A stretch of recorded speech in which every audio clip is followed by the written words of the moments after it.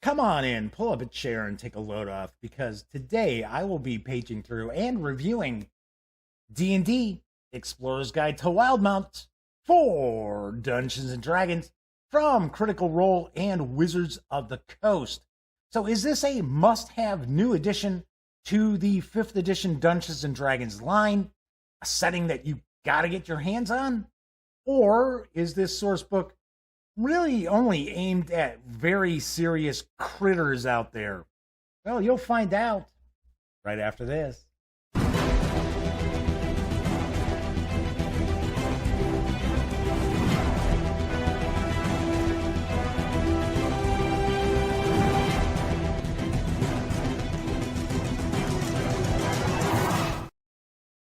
Howdy, howdy, howdy, gang. Yes, I'm Jeff McAleer, back once again as your host here at the Gaming Gang channel. As I mentioned in the open, today I will be paging through and reviewing the Explorer's Guide to Wildemount for 5th edition Dungeons and Dragons. It is from Critical Role and Wizards of the Coast. But first, do want to point out, if you like this video, please give it a thumbs up. Subscribe to the channel. If you do, don't forget, ring that little bell, because not only will it notify you of when I upload standalone videos such as this, it'll also tell you when my live stream, The Daily Dope, airs right here on YouTube, Monday through Thursday nights. And of course, when you're not watching videos on the Gaming Gang channel, be sure to visit thegaminggang.com for all the latest in gaming news, reviews, comics, movies, TV. Get your geek on at thegaminggang.com. All right, so let's talk about the Explorer's Guide to Wildemount. As I mentioned, this is from Critical Role and Wizards of the Coast. It is mainly written by Matt Mercer. It clocks in at 304 pages. This is hardcover, and it is available for $49.95 MSRP. This did arrive in stores on March 17th. I previously shared a page through first look video as well. So I might actually kind of zip through this a little bit quicker than I did in the page through. I won't kind of stop on each and every page. Let's zip on over to the other camera here. So here we have the hardcover in all its glory. So let's dive on in. I do know, first off, let's kind of address the elephant in the room. I do know there are gamers out there who are a little irritated, maybe a little upset that we have not seen Wizards of the Coast bring back some of the more popular settings from the past. I know there are a lot of folks out there clamoring for Dark Sun and Planescape, settings along those lines. And we have recently seen more of the Magic the Gathering settings ported over to Dungeons and Dragons. Now, of course, we've got Critical Role. And all the while, you have folks out there saying, hey, where's my Spelljammer? And I understand that. I really do get that. One thing I will point out, that if you are worried that this is simply just kind of a cash grab by Wizards of the Coast, kind of cashing in on the popularity of Critical Role, and this is just something that's kind of been slapped together, thrown out there, have no fear, that is not the case. This is a substantial source book. It's really a trio of source books, and we will kind of dive in. I will talk about a few of the items here that I thought were pretty cool, stand out. There's one little knock that I've got against this, and I will talk about it as well. So first off, we're going to start off. First section of the book really is devoted to the setting, the game world, getting you familiarized with a variety of different aspects of the world of Exandria. I think I'm pronouncing that correctly, which is where Wildemount is located. I know in my page through, I talked about how I don't watch Critical Role. I've never watched the show. Now, that does not mean I have something against it. I've just never watched it. So I do want to apologize if I'm mispronouncing certain things or if I come across as extremely ignorant about different things, simply because I don't watch the show. So that might help, though. because that allows me to come at this from a different angle as opposed to someone who is completely enmeshed in the Critical Role experience. So the first thing we're looking at is we get kind of a high level look at the game world and talking about different areas. Not all of them happen to be Wildemount. So we start getting into the pantheons, different deities that are out there as well. I know someone had commented in the comment section for the page through mentioning, oh, Jeff, I'm really surprised that you didn't kind of point out one of the evil deities, Vecna, the Whispered One, which I thought, oh, okay, I'm not sure. Because they were like, oh, I wonder what your thoughts are about that. And I can see, because I tend to be fairly opinionated, like once in a while I'll do mention politics. So I had to laugh because it is an evil deity that is presides over corrupt politicians. So I thought that was kind of funny. As we page through, you'll see that we do have artwork images throughout, but once again, we have a lot of game material here. This is not a situation where you've got a lot of page space devoted to artwork, which, I mean, I'm one of the first people to say I love really inspiring fantasy artwork, and that really gets my juices flowing. And it doesn't even have to be something along these kind of lines. It can even be just equipment or weapons or magic items. It's really like, oh, all right. So we do have enough images throughout that we have visual pop to the book, but there is also loads and loads of gameable material. So that's very important as well. We kind of get into some of the more important personages that you'll find in the game world. We get to talk about the different factions, the major factions as well. So as we kind of continue, we start kind of diving down a little deeper, a little more as we progress through this section, which is kind of a gazetteer, even though these sections I'm paging through aren't titled as the gazetteer. They kind of make up a gazetteer, but we will actually hit a chapter in just a moment, a section in just a moment, that is the gazetteer. Bing! So this really does focus on Wildemount. So we start talking about the different areas of Wildemount. Some of the cool things that you will run across in the gazetteer is we get a breakdown of these different areas. So we get a breakdown of population, government, commerce. We also get what kind of crime you might encounter or be a victim of, or possibly take part in, where the geography is, how is the government set up, kind of some adventure nuggets as well. And we get that for a variety of locations. So really did appreciate that, because you get to see how each of these areas is quite different than the others. Of course, someplace that is mainly shipping, mainly a port, is going to be completely different as far as locations than, say, maybe a jam-packed city or a capital might be. I'm just kind of flipping on through here. So lots of good information here.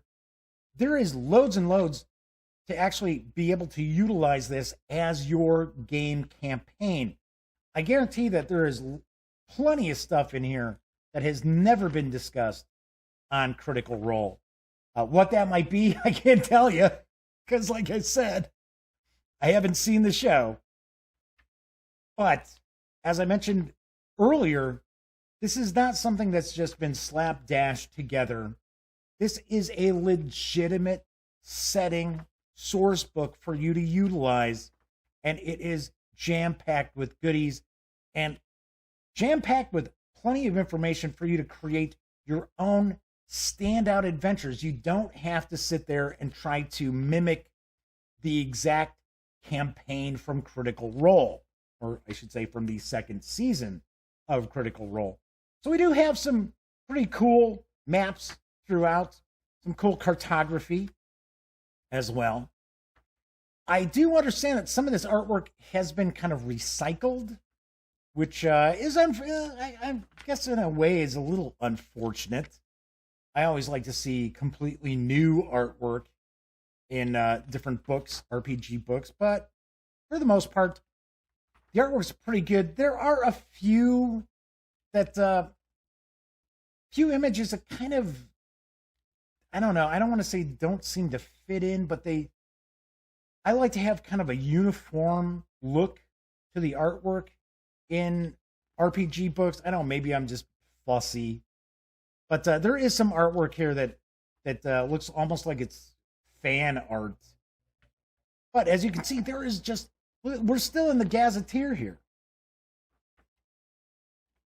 Loads and loads for you to dive on into. So just this alone could have been released as a source book. I'm sure people would have been a little upset that, it's only 100 and some pages for the source book, but still, all this info could have easily made its own book very, very apparent. But thankfully, we get far more than just the Gazetteer, because the second section is now getting into character options. So talking about the different cultures, different classes, different subclasses as well. One aspect of this that I thought is very cool is the fact that there's not just discussion of new cultures, but also how do the classic D&D cultures, how are they enmeshed in this game world? How are they a little bit different than what you might be used to, say, with the Forgotten Realms? But then we also have quite a few new races, new cultures to play from as well. So we've got all that information. Fearbolgs.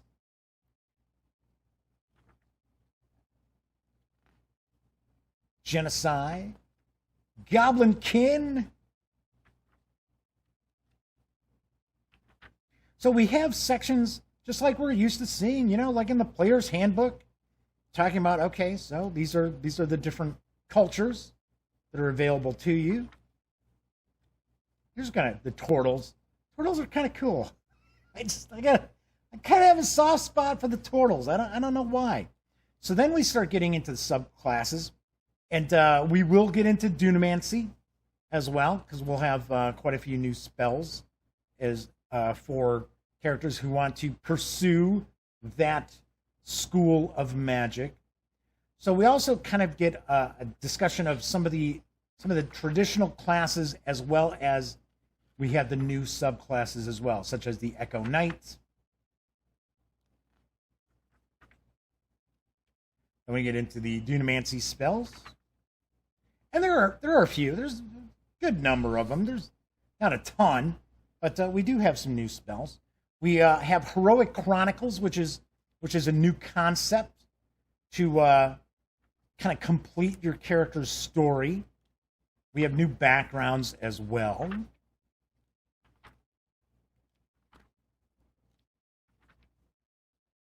Adapting different backgrounds. So we have some of the backgrounds that are already established and how you kind of can plug them into Wildemount.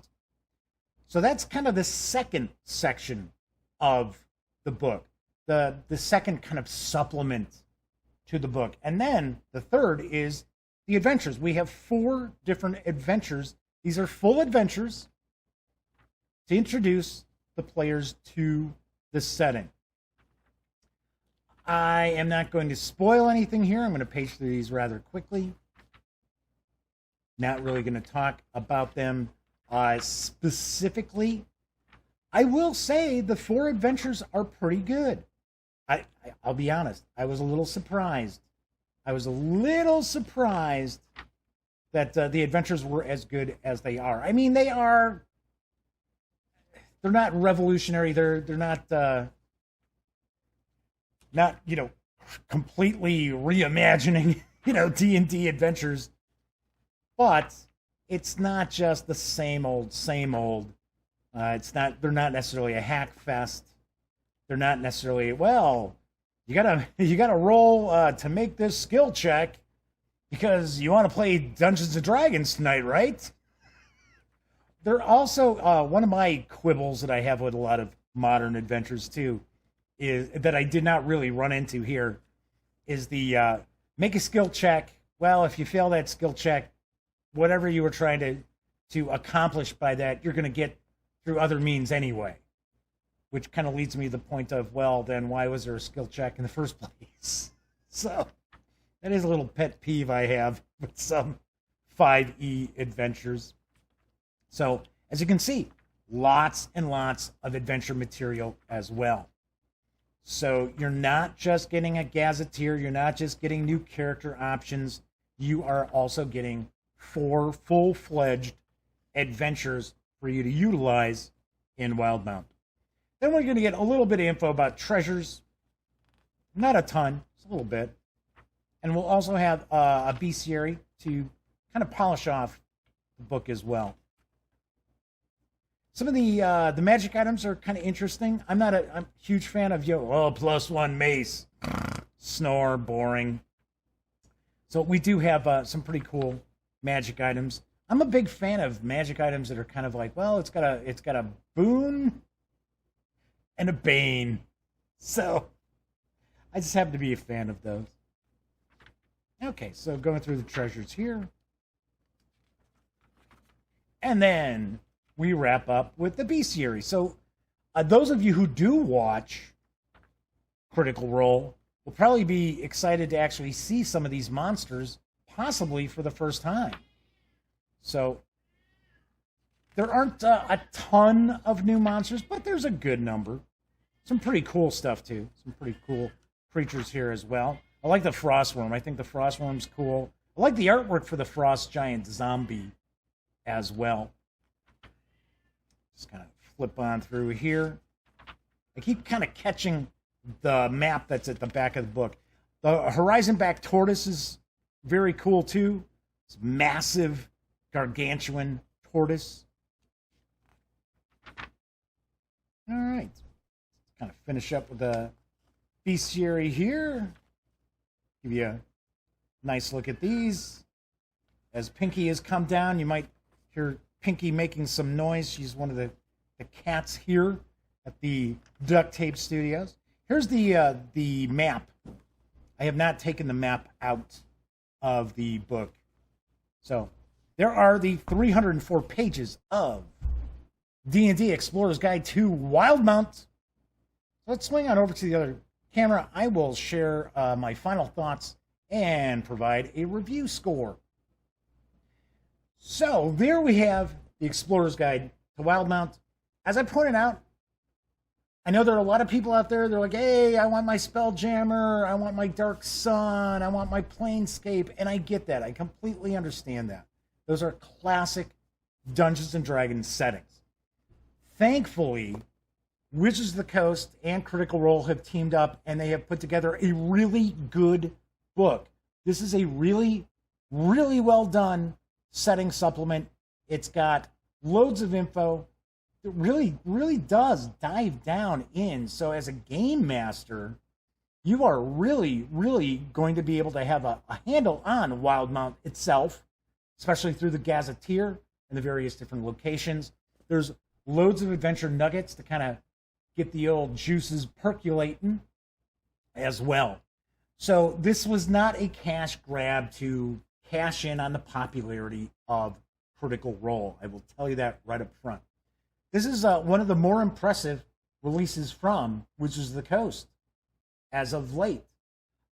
I am very impressed that it's not just simply a source book. It's not simply a character options book. It's not simply an adventure book. It is all three. So you really are getting a lot jam-packed into the 304 pages.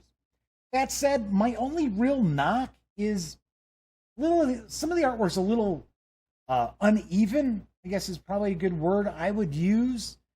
A little bit uneven, and I've been told that quite a lot of the artwork is actually recycled. So once again, I've just been told that, so I'm really not dinging the review score on that. It's just something I have been told. But I did feel some of the artwork is, like I said, a little uneven. That said, I think it is a really good book. Now, even if you're not a fan, or even if, I shouldn't say not a fan, if you're not a fan of Critical Role, I don't understand. I mean, if you're like, oh, I can't stand that show, obviously this probably wouldn't be for you. It could be, though, because this stands on its own as far as a gaming supplement.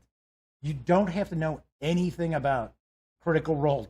Take it from me, because I know, before I read any of this, I knew nothing. Well, I mean, I know, like, the people who are in it, I know what it is.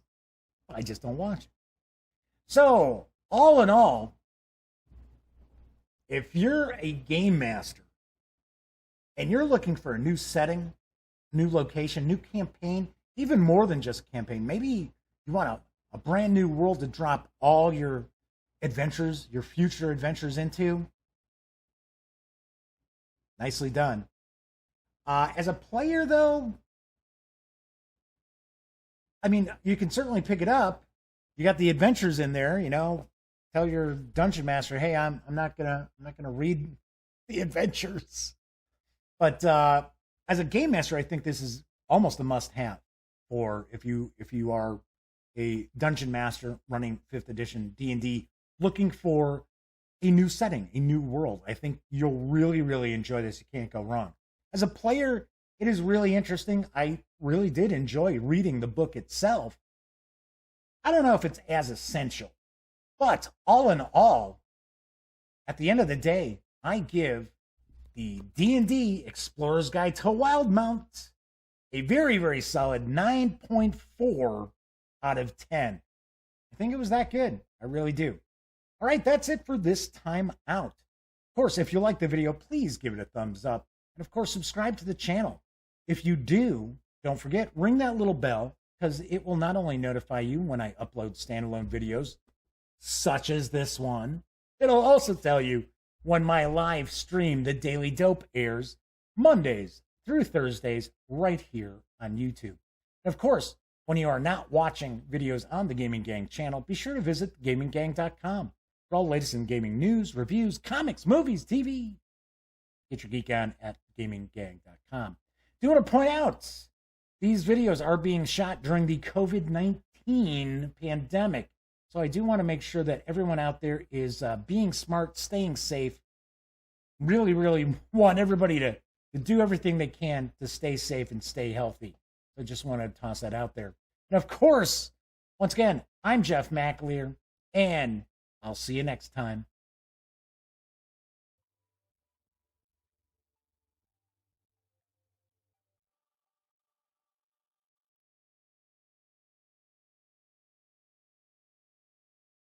Oh, you're still here.